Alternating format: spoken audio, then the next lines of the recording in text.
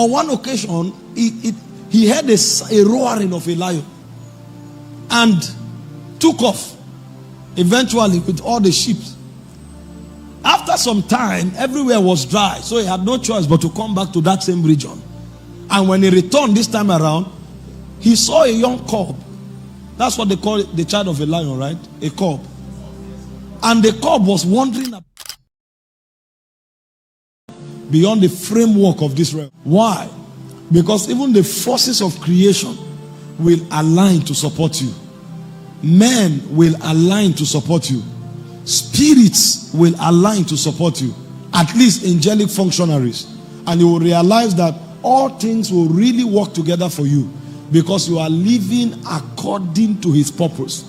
You are living according to his design. This was where Paul got to. All men, systems, policies, everything began to work for him, because he had gotten to that point where he was living absolutely for something that was eternal, for something that was part of his ordination.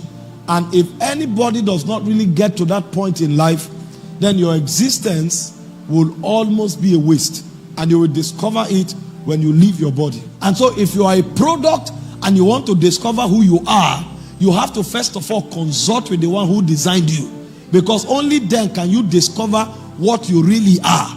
Only then can you discover what you should do.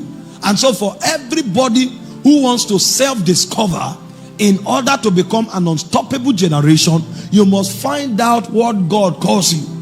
And there are over 145 names believers are called in scriptures. Yesterday I told you the Bible calls us kings. 1 Peter chapter 2 verse 9. It says you are a royal priesthood. Revelation chapter 1 verse 5 and 6. Unto him that washed us and made us kings and priests. So we are called kings. We are also called priests. I told you yesterday that we are called ambassadors. 2 Corinthians chapter 5 verse 20. Paul said, now are we the ambassadors of Christ. So there are many names believers are called. We are called witnesses. Romans chapter 1, Acts of the Apostles chapter 1 verse 8. It said, not many days from now, you shall receive the Holy Ghost and power, and you shall be witnesses unto me. We are called saints. All of the Pauline epistles, he introduces his scripture by calling us saints. I'm writing to the saints in Corinth. I'm writing to the saints in Philippi. So we are called saints. There are many names we are called. But when you want to study our essence, what we are really made of, there are certain names that qualify our essence. Because that's what will define what you are capable of doing. You know, I can be standing here. An angel can be standing here. Both of us are two different beings. Because essentially, I am a man. Essentially, an angel is a spirit. So why this war will be able to limit me? It cannot limit an angel. So if you want to understand the propensities of a being, you must first of all understand the essence of that being. If an angel thinks he's a human, it will already limit itself. There are things he should be able to do as an angel that he will no longer be able to do because it is seeing himself as a human. I don't know whether I should use it or him now. Are you understanding? Myles Munroe told us a story many years ago. He said a herdsman, a shepherd as it were, I prefer that name, because what the herders are doing now, the more we can avoid them, the better. A shepherd went to the side of the mountain to graze with some sheep. And then on one occasion he heard a roaring of a lion and took off eventually with all the sheep. After some time, everywhere was dry, so he had no choice but to come back to that same region. And when he returned this time around, he saw a young cub.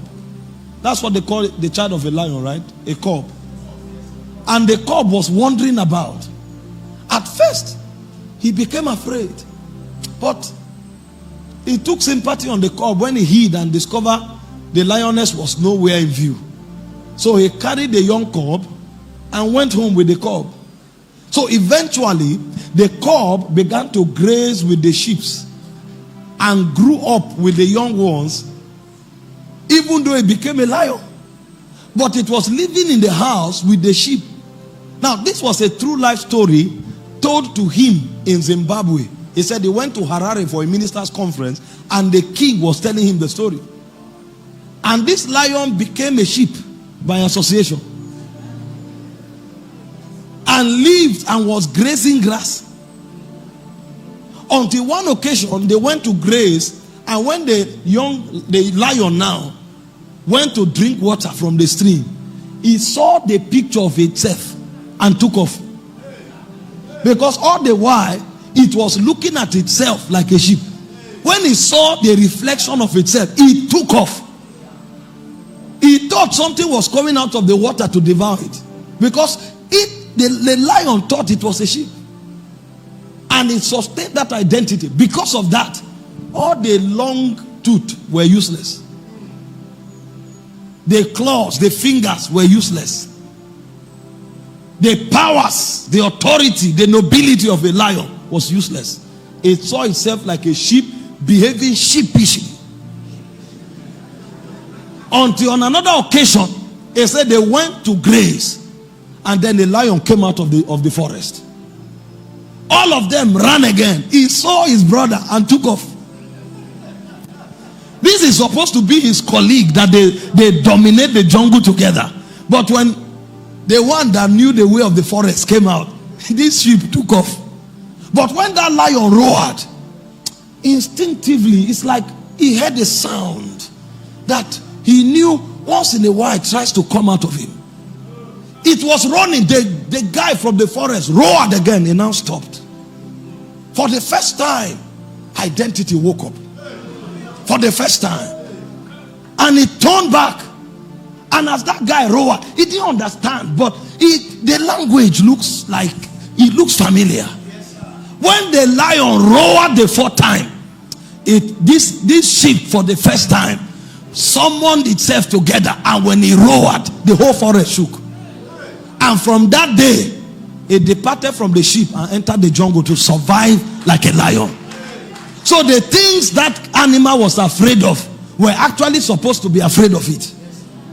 Some of you are running from things that should run from you because you've not discovered who you are. The day you find your identity, you will know that demons should be afraid of even your dream. You like this, you are sleeping, they are pressing you. Is any animal foolish enough to go to a lion when he's sleeping to oppress it? If a lion wants to sleep, there's what they call territoriality. They put scent around their territory. You don't go close. If you perceive that odor, you take off. Imagine an antelope going to oppress a lion. Even when a lion is sleeping, he's still the king of the jungle. But if you don't know you are a lion, you can be awake and you'll be brutalized. That's what is happening to many believers. This is why things that should serve you, you are serving them. Things that should run from you, you are running from them. Things that should bow to you, you are bowing to them. And many times when you bow, you feel bad. Not because you are proud, but you know this is not me. You know I shouldn't be here. See, I speak to somebody this morning. There will be an awakening for you. I hope you were blessed watching this video. Please do well to subscribe to our channel for more edifying videos. And don't forget to like and share. God bless you. See you in our next video.